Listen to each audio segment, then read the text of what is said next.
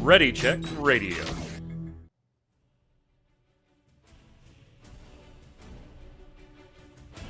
Stand by as we get ready to serve up all your news this week in the world of gaming. Welcome to Gaming Gumbo.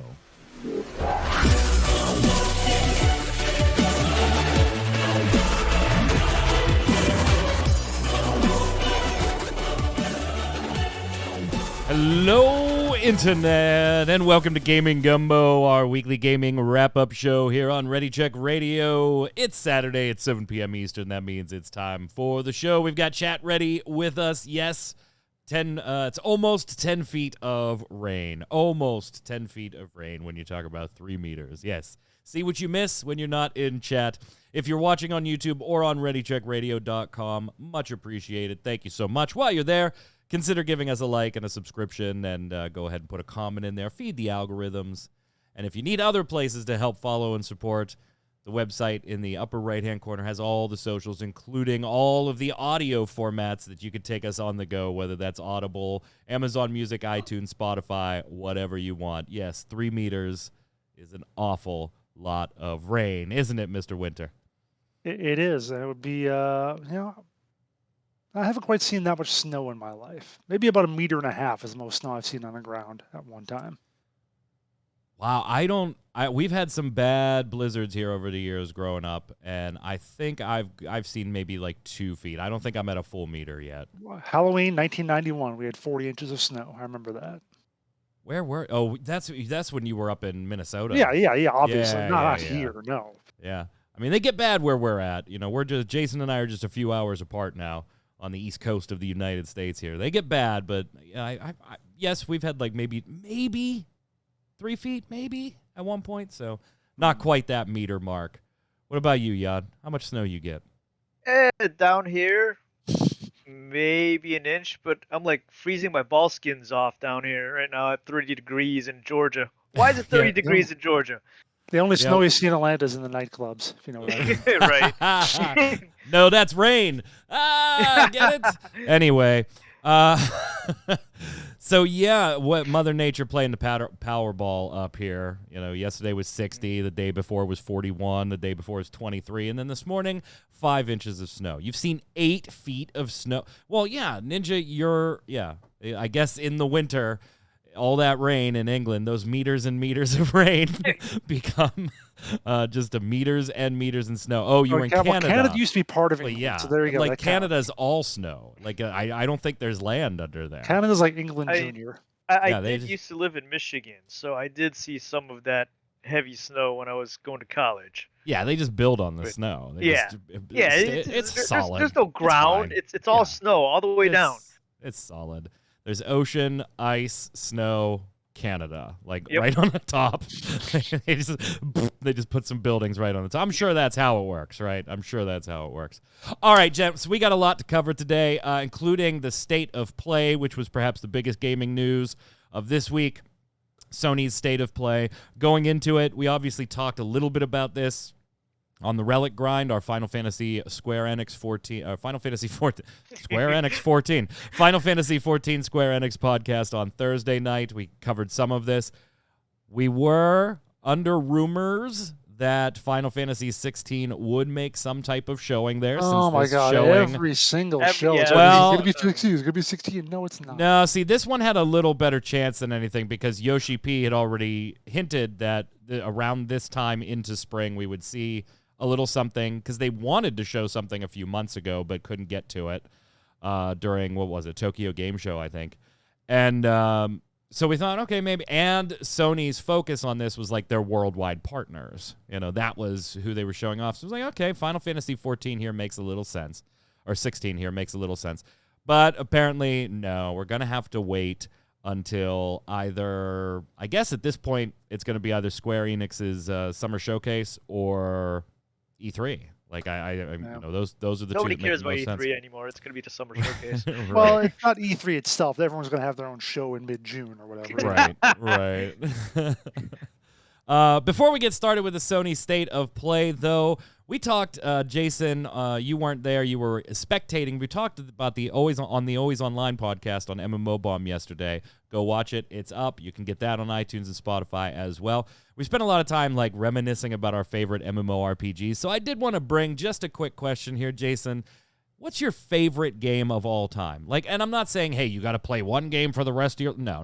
Just like thinking back, everything you've played, every system, every PC game, every console... Like, what is the one that has, like, the most nostalgia? You love the game. You've maybe got some personal memories with it, with loved ones or anything like that. What is your favorite game of all time? And you're saying game, not MMORPG. Yeah, not MMO. That we Okay. did that on Always Online. Yeah, that is Sure. just. I mean, I guess it could be an MMO, but No, I know what my answer yeah. is. Okay, My go answer ahead. is The Elder Scrolls 3 Morrowind.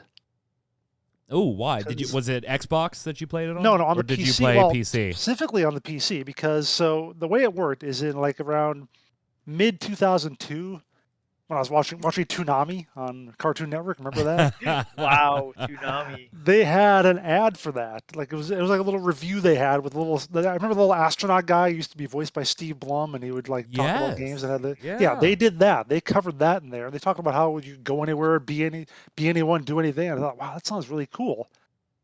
And then so that was like mid 02. I had a crappy computer at the time. I didn't have an Xbox. When I finally got my own computer in February of 03, like I knew I wanted that. So I bought that along with, like I bought the computer from Best Buy and I bought Morrowind with it and the strategy guide or whatever, the book that came with it. Man, you were prepped. I was ready to go in. And I just remember playing that, like the first night I got my computer home, I played it for like an hour or two. I like just got to the Balmora, which is like the second city you get to after you just do the little tutorial stuff. You get there and I just sat and I went in the Mages Guild. I just read all the books. Like I read all the lore. Like that was enough for me. And the next day I get a little quest to go out and pick flowers. It's my first time going out in this big, huge world. I'm just picking flowers. There's some guys around. I'm like, are they dangerous? Are they going to kill me or whatever? So it was just a thrilling experience for me. And then I was working like a regular day job at that time. That was over the weekend. But like every day for like the next 3 or 4 months, I come home from work at like 6 o'clock, have dinner, play Morrowind until about 10 o'clock. And then, that was it. That was my day for like my evening for like 4 months straight. So That is my game. big nostalgia I remember game. playing it on Xbox. Yeah, on the original. One thing I've Xbox. heard people talk about Elden Ring. I've heard a couple people compare it to Morrowind in terms of like how it guides you along on quests, or more appropriately, it doesn't really guide you along. And hearing that makes me really want to check it out someday. Yeah, but you're not a Souls guy. I know, but I'm hearing it's a little better in the sense that you can. It is. Level It up definitely more, is. So Yeah, can go back it and get definitely stuff. is. It's a little more forgiving than your typical Souls game. So- Not I'll quite give it as that. deadly. It's absolutely it's deadly. deadly, You will so die. you can Yeah, do more yeah, to it's to absolutely trick the deadly. system, I guess. I don't know. Yeah. Yad, what about you? Favorite game of all time? Favorite game of all time is different from the game that I have the most emotional attachment to. Oh, My okay. favorite game of all time has to be Final Fantasy X, because I Okay. actually bought a PlayStation 2 with my own money that I made from a job to buy that system to play that game. That is exactly what I did too. That is exactly Right. why I bought a PS2 to play Final Right. Fantasy X. Right. And we spent hours sitting there playing that game. But Don't you asses ever come on this show again and say console exclusivity doesn't work. Oh yeah, I bought a PlayStation 1 because of Final Fantasy 7. but the game that I have the most emotional attachment to has to be Double Dragon 2. Yeah, 'Cause you've I- referenced that quite a few Yeah, times on this Because show. I remember playing that with my brother. Oh. Oh, And Oh. it was one of it's one of the 2-player games that you get. Yeah. Mhm. Yeah. Yeah, I mean, you schooled us. You were like, no. The Mhm. first one you had to take turns, and we're like, are you sure? Yep. Both Jason and I had a Mandela effect going on there. We're like, I don't think that's right. I don't think that's right. So I have 3 titles. One, if I got to pick just like the favorite game of all time, is just probably Castlevania Symphony of the Night. Huge NES and SNES Castlevania nerd, and then Symphony of the Night, just same kind of thing with you, Jason, and Morrowind. It was just like, like this is different than anything I have ever Yeah. seen before. I bought mine at a Comp USA. Ooh, Yeah. Comp At USA. least Best My Buy is mom- still around. My mom was right. My mom was buying our first family computer that was relevant, that was decent at the time. Yep. I mean, we had Commodore 64 and stuff like that before, but we went years without a current computer, and so she was buying that, and I saw this, there's a new Castlevania game out, right? I still have that copy of it. It was like $40. It was actually, I think it was less. I think they were trying to get rid of them because it did not sell well when it first came out at all here in the United States. Emotional attachment, same kind of thing as you, Yad. It's with my dad, except it's the original Legend of Zelda. I remember we beat that game hundreds and hundreds of times together. No we'd turn the volume down on the TV, and he'd have different CDs on, like Sting or Ravi Shankar, or like I was exposed to so much music from my parents growing up, from obviously like Ravi Shankar sitting there playing the sitar, all the way through to Jesus Christ Superstar on the other end of the spectrum. They listened to everything. For me personally, it's got to be Resident Evil 1 because of the same exact reason both of you gave. The PlayStation 1 was the first console I bought with my own money. Mm-hmm. Like, I saved up and I bought a PlayStation 1, and I went to Toy Kingdom. If you remember those. Yeah. Toy Kingdom, bought my PlayStation 1. I had a buddy at school. I was a freshman in high school. A buddy at school was reading the Resident Evil strategy guide. Because he was having a hard time with it or whatever, and he was flipping through it in religion class or whatever.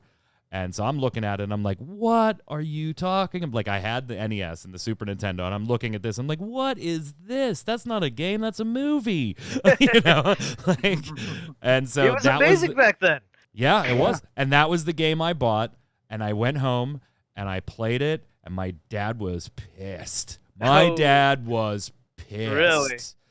My dad was a religious guy.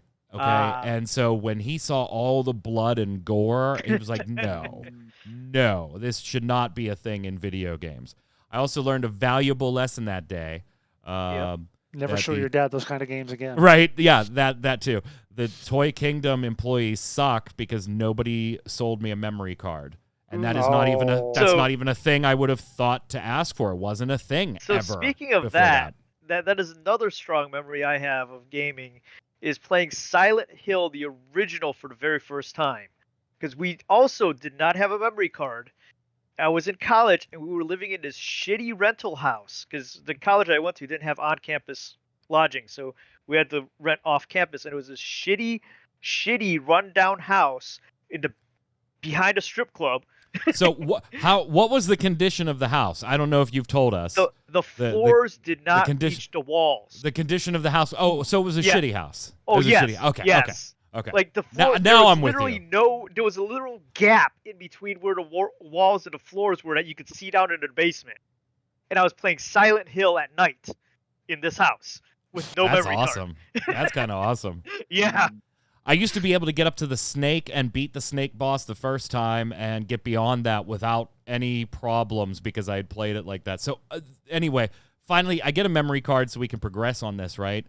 And my dad's still pissed. Like, he's not happy that I bought this thing. About a week and a half later, Jason, I shit you not, I come home from school. He's playing it. No, he's not playing it. Oh, okay. I get home from school. My dad gets home from work a little later. My homework's done. What are you doing tonight? I said, nothing. Not going out anywhere? No. You going to play that Resident Evil? I might. Yeah. Why don't you throw it in and start it? He became so enraptured with the story that it was telling that him and my mom, like, it was their evening TV programming. I didn't take this up to my room. It was on the living room TV. Nice. Like, he became just absolutely enamored with the storytelling throughout it. So, yeah, those are the three titles I have the most attachment to. Empty Mannequin in chat throwing one in here. I don't have one favorite game, but if I had to pick a top games for me, it would be, I assume that's Breath of Fire 3, BOF, and Tony Hawk Underground games. Lots of good memories with them. Yeah, let us know your favorite game and why in the comments, if it's got emotional attachment or whatever.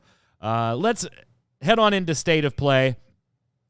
We did see a lot of reveals here and some things that we, kind of knew were coming. First up, futuristic exosuits and dinosaurs. So, no, it's not Dino Crisis, but Capcom is making a dinosaur combat PvE-ish, because you do kill dinosaurs, but you are competitive with other players in certain regards. If you watch the trailer for this, Jason, it looks ridiculous. There's like just this big black hole opens in the sky and thousands of dinosaurs just get crapped out all over the city. Exactly. And everybody's got to get in their Gundam suits and go. The wife and I kept wondering, how did those dinosaurs survive the fall? Yeah, it's like 20 stories up. God, actually, I need to put something back here. Hang on. Yeah, didn't put anything back. He's perfect. He is absolutely perfect. Okay. I don't know if I want to shake my head at how ridiculous this is or look at it and go, that is so ridiculous, I want to play it. That's what I feel about it. It looks so I want to play it. but I love it. I wish it was Dino Crisis, of course, just like the rest of the internet. I wish it was new Dino Crisis. Somebody pointed out in chat yesterday when we were talking about this on MMO Bomb that, come on, like the plot of Resident Evils makes any real sense when you think about it. And I was like, yeah, I mean, you might as well just have a open space portal above the Empire State Building that craps dinosaurs everywhere. Why not? Why not? Why not? Sure. Oh, by the way, this is set in the year 2043, so we only have 21 years before this happens. Get ready. Sounds good. I plan to be dead by then. You plan to be dead by then? June 8th, 2039. That's my last day. That's when I'm I don't know. Squad up and go. This is definitely one we'll have to check out together whenever we do get it. Fun. Although it also gives me some Anthem vibes with the armor. Yeah, we said that on the Always Online yesterday too. Yeah, that there is a feeling with the way they did the exosuits is very similar to javelins in the way they move. Like there's the speedy one, there's the tanky one. You know, each one has its own job. The tanky one, though, the way it projects its shield, also reminds me of Overwatch, which we'll get back to. Yeah, I thought about that. That's not the only game that'll remind you of Overwatch we're going to talk about today. Right. There's going to be a couple of those, maybe. Including Overwatch itself. Talking about Overwatch, yeah. Including Overwatch. Oh, my God. We got a new Ghostwire Tokyo trailer. Again, that is March 25th. I tell you what, man, we talked about it last. It does, and that's why it's gonna suck. Like it's gonna be awful. You know what I see here? I feel like this is gonna be like a game that's over in like 8 hours. You think? Like, it just gives me that impression. You know, I'm fine with that. Like I've never been one like that is like, oh, if I only got 8 hours out of it, if I got 20 hours out of it, if I want to get 60 hours out of it, like that's. It's a good story. Yeah, I can't spend $60 on an 8-hour game. I just can't. See, I don't have that hang up. I don't have that hang up. I feel like, you know, if I get 8 hours out of $60, that's cheaper than going to the movies. And I know you hate that comparison. Nope. Cheaper you than going hate to the that movies comparison. is never valid. It's never It valid. absolutely is. It 100% we all hate how is. much movies cost. The only time anyone brings it up is when they're comparing it to the price of a video game. Nope. I don't hate how much movies cost. It doesn't bother me. Rejected. It doesn't bother me. I hate how much movie concessions cost. But movie tickets doesn't bother me. Wait till AMC is done with their new pricing plan before you say that. Right, yeah. They're trying to bring that membership back, too. Yeah. Didn't that fail spectacularly? Anyway, $60 for 8 hours, I'm fine with that. As long as it's compelling 8 hours. If it's a compelling hour and 7 hours of crap, then Jason, you and I are in the same boat. But if I get a compelling 8-hour story, fine, I'm all right with that one. And typically, those types of games offer something additional on top of the story, whether it be different modes or boss rush modes or stuff like that. Anyway, I hope you're wrong, though, Jason, on this one. I hope you're wrong. I hope it's, a good 12 to 20-hour experience because it just looks good, man. It looks good. Yeah, but I mean, if it tells a good story and the game's well put together, there's not like any major glitches going on because we know there's gonna be glitches anyways because all games have glitches these days. But hell, all games always had glitches. We just might not have known. We just couldn't fix them. Right. But as long as it's not like Cyberpunk. Right. It said 3 days early access, so clearly if it's only 8 hours, it's probably not that long. It probably wouldn't want to be that short. Other people would be done with it before. Right. The reviews would spoil the ending. Right. before it even came out. Excuse me. New Stranger of Paradise. Again, this is more Relic Grind stuff, but New Stranger of Paradise Final Fantasy Origin demo is up. You can play that, and just like the last few games that Square Enix has put demos up for, you can carry your progress over into the full game and get a little bit of a jump start there if you plan to buy it. Every demo of that game, say what you will about Square Enix lately, and believe me, I do. Chocobo GP can burn in a fucking house fire. Yeah, the wife tried out the light That's version. so bad. I'm probably gonna do a first look on it over at MMO Bomb this week because its main mode is 64 players. That's multiplayer enough for me to get it on there. Christ. But in this case, every single demo that they have done has just been better and better and better, and actually seeing different improvements, unlike, with the Babylon's Fall demos where you're like, okay, you're telling me you improved this, but I don't see it. This is a little bit different, so I hope that continues into launch. Forspoken from Square Enix, delayed. Jason, probably not surprised by that one at all. But are you surprised by how long? I'll pose to you the same question I did to the Relic Grind host. Supposed to be out in May, now coming out in October. Wasn't it November, actually? I just October 11th. Okay, no, October 11th. I knew it was the 11th. Okay.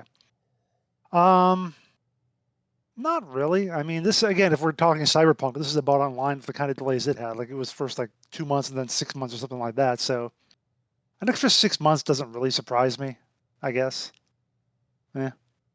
Maybe by then I can actually get a PlayStation, PS5. There you go. Maybe. No, of course not. Maybe. No. What do those sell for these days? Let's just see. Where can I find one? Oh, what, from a scalper? What scalpers are charging anywhere. for? What is the cheapest PS5 I can get? Not at GameStop, because they force you into those bundles at like $800. $879 from Walmart. Jeez. Oh, there you go. And that's with the accessories and bundle and everything. Yeah. That's with the bundles. Still looking at $700-800 for even Next up, we had Overwatch, right? No. This is Gundam. Yes. But this looks like Overwatch, Jason. It does. Sorry, I'm just seeing a $199 PS5 Horizon Forbidden West edition at GameStop. I'm trying to figure that out. He's still looking anyway, at PS5. Sorry. So Over Gundam. Yeah. Over Gundam. Over Gundam. Over Gundam. What the hell is this? It's a Gundam game that looks like Overwatch. I can't say. What else can I say? It is 6v6 though. Oh, that's right. So it's not Overwatch 2. Yeah, it's not Overwatch 2. No. But yeah, there's a guy with a big shield. Everyone has an ultimate. You press Q. It's got a little glowy button in the middle there. You got your shots in the one corner and the health in the other corner. Yep. Yeah. So free to play, PlayStation 4, PlayStation 5, coming out this year. Gundam Evolution, and it is Overwatch. So this could not be a game that I am less interested in, Yod. Not only am I not a huge Overwatch guy, I play it occasionally when the kids are like, come on, team up with us. But that is few and far between. I'm not into Gundam either. Like, this is so off of my radar. I know there are a lot of people that are going to be looking forward to this one. And it is going to be on PC too, but we're talking about Sony's State of Play here. I don't care. I don't care. I do enjoy some Gundam. I had a feeling you would like this. There are certain Gundam series I do enjoy, but the gameplay and the animations that they showed just put me totally off on this game. Why? Well, I didn't think it looked that bad. I just didn't care. That too, and was like, For one, I don't like the Overwatch PvP stuff. Like you, that's not a game type I enjoy. Well, they do say this is objective based, more. Well, it has capture points. Yeah, it's capture points. It's get on the payload. It's it's the same. Yeah, exactly. It's the same crap over and over. And it is free to play though. At least they're doing that. That means their monetization probably will be a nightmare. We'll see. But the animations But you aren't paying a box stiff. fee like you are with Overwatch. Right. But the animations look so stiff on a lot of them. It's like you're putting this out on PS5. Was this developed for PS3?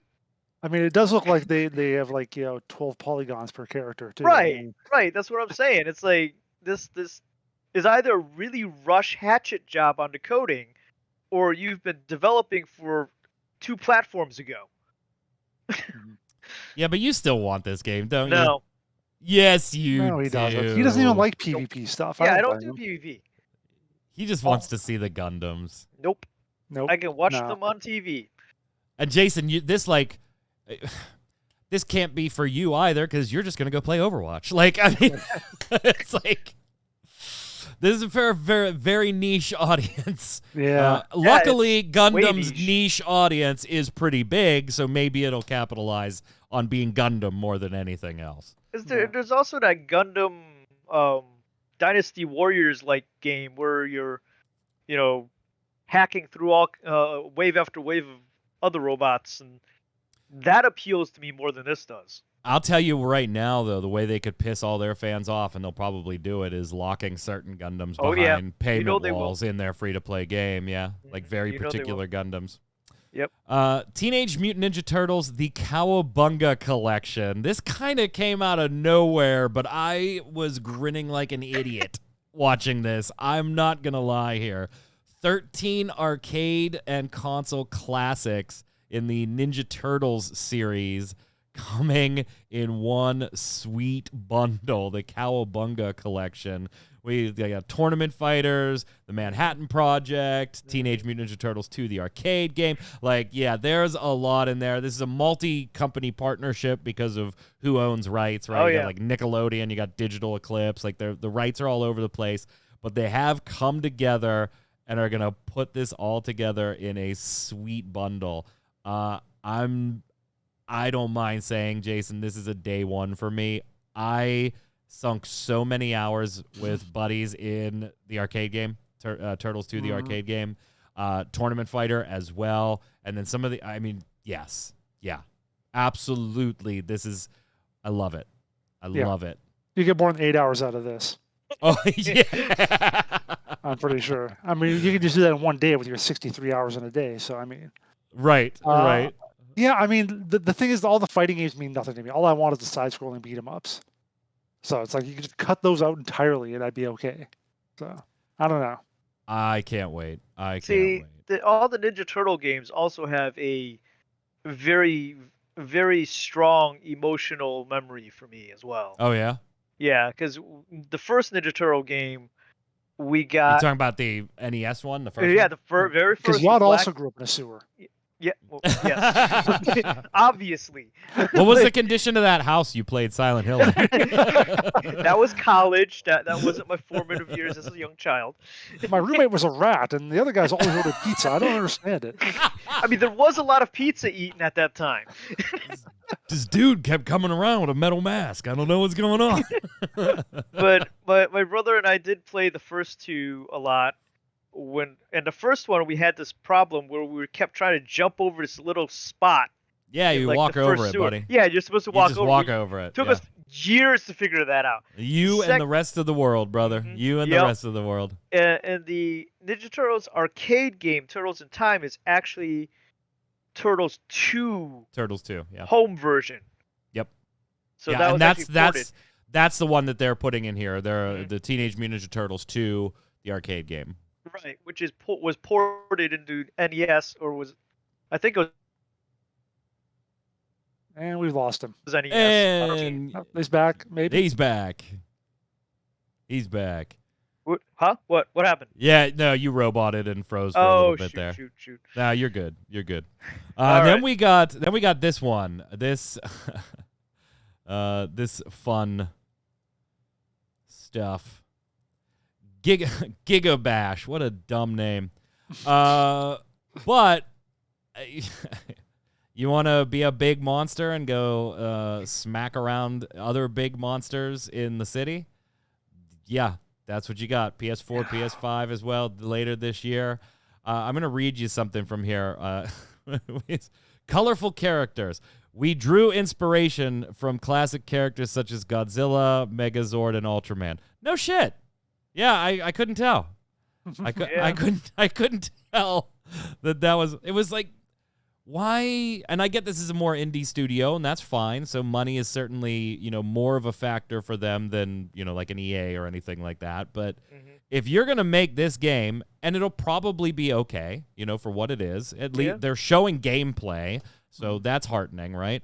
But why not see if you can't partner up and just get the Godzilla naming and IP at that point? And because I'll tell you what, there's a lot of people that are Godzilla fans that would have jumped on this game that probably now may never see it because it's called Gigabash. And like it or not, Godzilla's name still carries weight with a very, very sizable audience. Because Toei is a pain to work with. No doubt. Yeah, no doubt. And Toei's been, they're a little turned off on video games because they've been burnt by the last few movie adaptation video games. But this is the Godzilla game people wanted every time a Godzilla game was announced. This is Just true. give me the big monsters and let me fight and have buildings break around us. Forget the rest of it. Maybe they'll be like Dead by Daylight, eventually license stuff in. Maybe. The Mystic saying or Rampage characters. Yeah, or characters. Yeah. I'd love some references to Lizzie and the giant ape and all that stuff. Right. JoJo's Bizarre Adventure All-Star Battle R launches this fall. I'm not a JoJo's Bizarre Adventure guy. Torchwick's probably looking forward to that one. I would only play that if I can play as the dog. I don't know if any of the new shows or any of the new kids that watch it have ever seen the dog, but there's a pug dog that fights in that show. Trek to Yomi looked very artistic, extremely cinematic almost, kind of in a vein of a Ghost of Tsushima type. Yeah, except Ghost of Tsushima was 3D and in color. I mean, this is... I don't know. It's minimalistic. I get it. It is very, initial 2D gameplay approach was inspired by silent movies from the 20s and 30s, where each scene is designed to look more like a magical moving theater stage rather than a scene. We think this makes Trek to Yomi stand out as something truly unique. I think part of us hopes that people want to go watch those old movies after playing. That is masterful marketing copy right there. We know our game was old-fashioned, but here's the advantage of it looking like that. Right. Torchwick is excited about JoJo's Bizarre Adventure. Apparently, he's sitting next to Domina and just heard us talk about it and is very excited. He loves battling fighter games, and he loves JoJo's Bizarre Adventure. So, there you go. He's your audience. He's your audience. I don't know how that one's gonna do. You know who else thought they had a really unique art style? Babylon's Fall. Ouch. I think more people will like black and white than oil painting. Yeah, but some of the movements in what they showed did not feel correct. It didn't do him any favors. Yeah. It did feel right for some reason. It wasn't that it wasn't smooth. It just felt awkward, I want to say. If you still haven't had a chance to play Returnal, I really think you should. I absolutely loved Returnal. It is very, very challenging. There is some DLC coming later this month, and it is free for those of you that own the game. It's going to add co-op, which is interesting because the game is not built with that idea in mind of you getting any help. So what they're doing is you can jump into a match with one friend, one stranger, or you can link up with one particular friend and go through the entire game. One cycle is what it's called in the game. But they tether you together so that you can't defeat the point of the game by going off in two different directions to find things faster and clear things faster. So if you get too far apart, they tether you together to drag you back. And there is a revive mechanic here. So if you are downed, your teammate can revive you, like we've seen in other games. But it's a pretty lengthy process to do so. So in the middle of a firefight, you're not going to get those reses off in the middle of a firefight unless you duck for cover in certain areas to do it. Then we're also getting the Tower of Sisyphus, which is just one of those unending deep dungeon type things, right? Where you just keep going. It's the game's endless mode that gets harder and harder and harder. I think it's cool. If you've played the game, here's more, and it's free, and it's later this month. Look at that. Single-player games, selling lots of copies, giving out some DLC on top of it to then attract some more people back to it and get some friends to buy a copy to jump in with you. Chocobo GP, you didn't need to be a mobile game. You didn't need to be a mobile game. Can you tell I'm bitter? Am I bitter? I'm a little bitter. A little bit.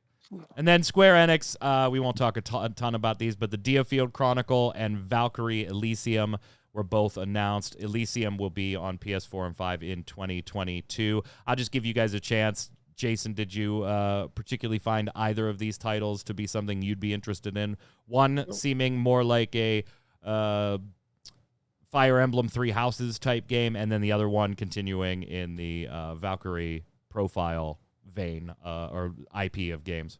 So I think the reason I don't usually like Gundam or other like fighting robot games is always about these 18-year-old kids who have to save the world. And they're the only ones apparently who can do it. So that's why I looked at Diofield Chronicles. I'm just like, whatever. Just another, we're the good guys. We're noble and bright and young and happy and virile and whatever. So yeah, moving on from that. I liked Valkyrie Elysium a little better. I like the character better. They focused on the one character and she looked cooler. So did you ever play like Valkyrie Profile or anything No. back on the PS1? No? Okay. So you don't have any of that nostalgia that they're capitalizing on here. I don't have a whole lot of like the these days. nostalgia that Square Enix capitalized on with Chocobo GP. At least I know what a chocobo is. Yad, either of these up your alley? We do have, I think, Valkyrie Chronicles over on the shelf over there. So that Valkyrie Elysium did look neat, and like you guys said on Relic Grind, it does look like they're changing it up a little bit on how it plays. Okay, so just to make sure we get everything right here for everybody in case they don't know, Valkyrie Chronicles is an entirely different series by an entirely different company. Wrong game, right? Yeah. we Valkyrie got that Profile. one. We got that one on the shelf too. I was staring at the wrong game. Sorry, my bad. No problem. Just didn't want anybody confused. Right. Valkyrie Profile, yes. Yeah, so that is interesting. We were, the wife and I were both looking at that. Maybe we can check that out. Diofield Chronicles. The way their maps were moving around and stuff like that and set up reminded me a lot of Final Fantasy Tactics. Except the gameplay does look to be that type of tactical gameplay, but it's not grid based. It is more real time. Yeah, it's just real time. But the way the map is built, where it looks like 100%. You can turn it, and the 2D art reminded me of the artist that did Tactics as well. So that one's kind of interesting to me. I kind of want to jump into that one. Well, that is the state of play. Thumbs up, thumbs down, Jason. Like, did you think this one was better than previous ones? Was there enough there that you liked, or was it just meh? They could have done this via a press release. I like watching trailers, so thumbs up. Thumbs up? Yeah, all right. Yad? Same, yeah. It's a bunch of trailers. There was, no person interrupting. There was no, they weren't trying to make it like an awards show or an event or anything. It was just, here's a bunch of trailers. This is what's going on. Cool. Yeah, I like this one too. I know Wilfredo over on MMO Bomb was pretty disappointed with it. Thought it could have just been a press release and stuff, but I mean, it didn't blow me away. But I didn't sit there going, "Come on." And they showed some things that I'm interested in. So, what more can you ask for? They're learning. They're learning how to do this. Every company is. They definitely are. And now they have an extra 6 minutes because they don't have to keep showing Deathloop. So they'll need to keep Forspoken on the loop now for the next 6 months. Yeah, exactly. I feel like I actually thought of Deathloop when I saw the trailer. That I was like, wow, we've been seeing this game a lot lately. I like it, but man, is it better or worse Forspoken? Than seeing so Forspoken. Much? But is it better or worse than seeing so much Deathloop? I like it better. I think it's not revolving around the one gimmick. It looks like. Like they have more than one thing to say about the game. I don't know. I didn't see that. Update to something we talked about last week when we were laughing at WWE 2K20 and wishing 2K22 better. It looks like, it just came out yesterday, so it's the reviews are still coming in, but so far so good. Like it's not banging it out of the park with 10s or anything, but it seems to be on most platforms with both critics and players sitting around that 7.8, 7.9, 8.0 mark, which is a Good. substantial improvement Yeah. over what Ukes did and the team over at Visual Concepts had to finish It like got 2 like an months 8. before It got like launch. an 8. The previous one got like an 8 or 9 out of 100. Out of 100. So 2K and Visual Concepts taking the year off seems to be paying off. I have seen some complaints, though, that because they took that year off, but they were, from releasing, but were doing development, that the roster might be a little bit behind real time. So some, minor gripes and stuff there. People liking some of the new control scheme stuff, particularly the kick out being a little bit easier. So, all right, way to go. But, Jason, it might not be enough. Because depending on how this game does, it's rumored that if it don't do what WWE wants it to do, 2K is out. You got your shot. We gave you the year off. We know that the last year, 2K20, wasn't necessarily your fault. You had 2 months to kind of finish off what Ukes had started. You get one shot. And if it doesn't work out, they may move this over to EA. Yeah, I mean, you would hate to have this game be developed by a company that makes sports games that are overloaded with microtransactions, like NBA 2K. Mm-hmm. That series is just been shit on for years now for all the crap that it throws in there for a full $60 game. So it's not like EA is really. We think of EA as the big bad guy in terms of this sort of thing, but it's not really going to be that much different. Yeah. I don't think it's that big of a deal. And it might even be a benefit, right? I mean, they do the UFC stuff. EA does the UFC, and those are generally well received by UFC fans every year. They're used to, you could argue, Yad, that they're more used to an annual release cycle because they do Madden, they do NHL, they do UFC, Well, but again, do the FIFA. NBA, I mean, Right. 2K does that, so. Yeah. But EA's got a whole catalog of those. So, I mean, to Jason, your point, maybe it's not a bad thing, but maybe it also makes it a little more bland, right? Because who are you going to give it to next, right? Do they keep taking chances to make things better? We've seen Madden basically be the same game for the last 10 years now. Yeah, it could just be DLCs. You stop taking chances to make things better or experiment when you're not feeling the pressure. You just took it off 2K. You just took it off Ukes. Nobody else does this shit anymore. If you don't like ours, well, you know what? Who are you going to take it to? We're just going to play it safe. There was an AEW video game in the works. I would not be surprised. Yeah, I would not be surprised. So that would sort of be what they... Hey, what's going on with Overwatch, Jason? There's a Overwatch 2 beta coming up.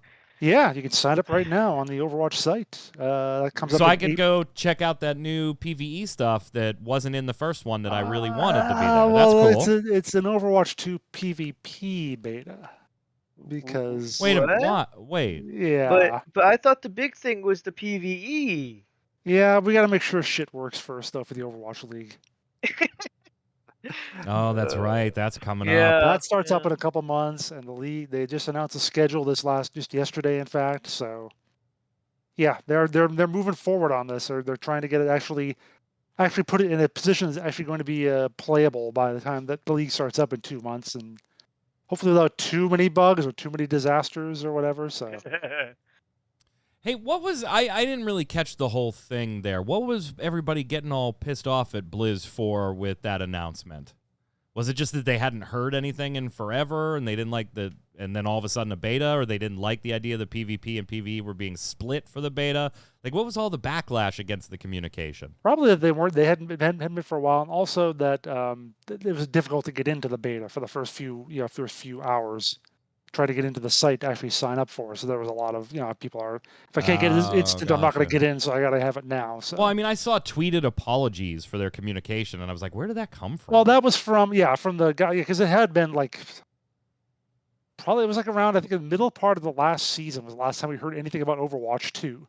So July or August is the last time we got pretty much any sort of news Yeah, and the It news has- was it ain't happening this year. No, we got folks. like the show match. We got like the matches of. We got to see some of the pros play some matches. So that was gotcha. kind of neat. But otherwise, yeah. Actually, that was around the end of the season. Yeah, it was before the full playoffs, I think. So like September, October, something like that. It has been a few months. But yeah, they were all over themselves. As a game director and also Mikey Ibarra saying, we're sorry, we haven't communicated enough. But we're going to do better in the future, which I swear I've heard Blizzard say like 15 times about World of Warcraft. We're going to communicate better this time. We swear, we mean it. Uh-huh. And then they go away for like 6 months. Repeat the cycle. Yeah, we're gonna have World of Warcraft expansion announcement next month. So Oh, What? okay. I'm sure we'll cover it on here because we don't do Snowbound anymore. So But they haven't said anything about anything in Well, quite a they while. had that thing where they talked about all the future of Warcraft and all the stuff they're going to do. So yep, getting a mobile game and then announcement on an expansion next month. I think the Hearthstone expansion announcement is this coming week, right? yeah, something like that. Whatever. Something like that. Wow. Head on over to mmobomb.com. It'll be there. Jason will put it there. Just go read it. Yeah. Guys, they're opening a Super Nintendo World in the U.S. We don't have to go to Japan anymore. They are. Yeah. Yes. Yes. I It's do going to open in wonder- 2023 and in Universal Studios Hollywood, so out in L.A. Open the first Universal Studios Japan in 2021. Remember, we did a story about somebody almost getting killed by a mushroom Yep.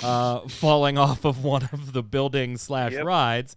But hopefully they've fixed that whole mushroom problem because Universal Studios Hollywood bringing a Super Nintendo World in 2023. And I'm maybe we'll be able to actually- go to a theme park without worrying about catching diseases. Yeah, I do- maybe. I do wonder if they are gonna eventually move it to the Orlando one as well. Because right now the Orlando one is just taking up space with their rights on the Marvel characters. Yeah. Oh, yeah. A lot of space. And they haven't updated it in like 20 years. So will they eventually let that go because Disney started doing their Marvel campuses and change it over to a Super Nintendo World for Orlando as well? That'd be a Not- great place to do it. Not gonna lie, I felt 8 years old reading this announcement. I was like, I am so going, and yes, I will stream it like we did when we were in Disney, 100%. Dude, I'd have done like that. I'd have done this when I was like 28 years old. I don't know what you're talking about. That's Oh, no, I I was said reading I it like I was I 28. said- I said I felt like I was 8. Well, I that's the felt thing. like I was 8. Also, yay, Gamescom 2022 will be in person. They will have an online hybrid portion, and they will have some additional protocols, wider line queues, stuff like that. But seems like we're getting back into a little more interactive stuff. Hopefully, Russia and Ukraine will be done by then. Like, if we could just get Russia to go back home, that'd be great. Right.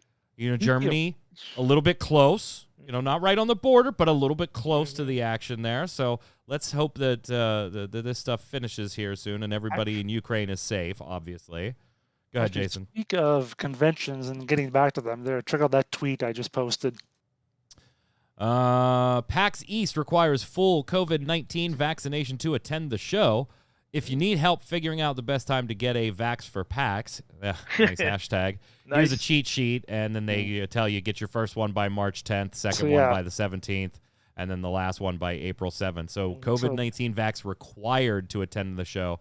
I don't believe that's the case at Gamescom yet, at least in all the protocol that they have revealed Right. yet. Didn't I also see something about the online portion of it also had some interactivity? Yeah. Like there's Yeah. like games and stuff you Yeah. can play. That You have that to be would vaccinated to watch the online portion. Yes, absolutely. Absolutely. Your monitor that's- does not Yes. want the Rona. Yes. Does not But want the Rona. that's to me that seems like a great way to do the online portion where you can interact with your fans more and they can actually do stuff to earn things. You know? Well, we've kind of talked about the whole idea of conventions, kind of on the video game front in particular, just being like remote shows anyway. Right. It's like, and why do these in person anymore? right, and but if you have like things you can earn for, like, say some game companies will, I don't know, give you skins for their games or whatever if you do certain things while you're watching the event, so they know you're interacting and watching their event. It'd be something, say, E3 could do to survive. Yeah. Just or a at least thought. be somewhat relevant. Yeah, Somewhat just relevant. a thought. It just popped in my head while I was reading the article. Since E3 is what, all digital this year again. I don't know. I don't know. I don't know. I have no idea. No. No. No. No? Do we care? No. Not really, I guess. I don't think they've announced I anything. know they're having it. That's all. Yeah. Oh, It's Hey, just also want to, not a ton to talk about on this front because this is a lot of this stuff is kind of court sealed at the moment. But it is important that we cover this stuff for all companies. Sony right now being accused of sexism, harassment, a number of the same stuff we've seen Ubisoft, Riot, Activision Blizzard accused of. It's originally started as a 3-person court case. 8 new women have joined, adding allegations to this case as well. Sony saying no merit to it. Lots of accusations about being passed up for promotion, ideas not being taken seriously, harassment, the stuff that we keep reporting on in other companies, accusations leveled at Sony on that front too. Again, not a lot for us to really talk about at the moment, but as that continues to evolve, we will, of course, bring it to the show. It doesn't matter what company you are or how big you are. If you're doing this shit, you're going to be called out when it comes to what we talk about here. So Sony, add them to the shit list, at least having accusations right now. Whether those accusations turn into provable things in court, we shall see. We'll keep watching it. I just have one question for you, gentlemen. I am excited about Dead Space coming out in 2023. I did like in their live stream, they showed off the new A.L.I.V.E system, which stands for Adrenaline, Limbic System Response, Intelligent Dialogue, Vitals, and Exertions. I thought it was very neat. They're having voiceover recorded in 3 different fashions so that even the character's voice and reaction while saying lines depends on their circumstance, their health, whether they're out of breath, whether they've been taking a beating for a little while. I do like this approach, but I just got to say, Jason, what if that AI starts learning? What if that AI starts learning? I don't think it's learning that. But all it's doing is looking at your numbers and seeing if you do whichever voice line you do. It's not AI. It's that's just, what Sky. Even that's I can what code this. That's what Skynet would want you to believe. Let's go do games of the week.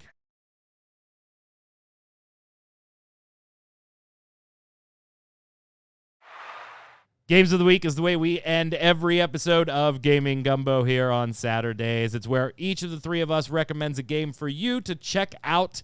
It can be a game we're playing right now, played in the past, haven't played yet, tabletop, card game, video game, doesn't matter. And you give us the answer on who gave the best recommendation. I'm going to go first today, and I'm going to recommend a Super Castlevania 4 randomizer that I'm going to be starting to mess around with. Might do some on streams. Torchwick and I were watching some AGDQ, and it looked like a lot of fun. I want to try it out. You should too. Go ahead, Jason.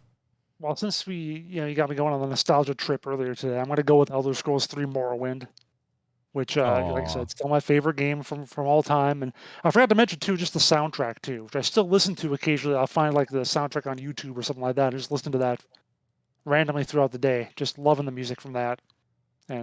But if you do play, don't play a magic user. The magic system is really kind of crap in Morrowind. But you can get it on Steam, right? Yeah, it's on Steam. Like the complete edition, Steam, whatever. Yeah, you can get it. But yeah, don't play a magic user.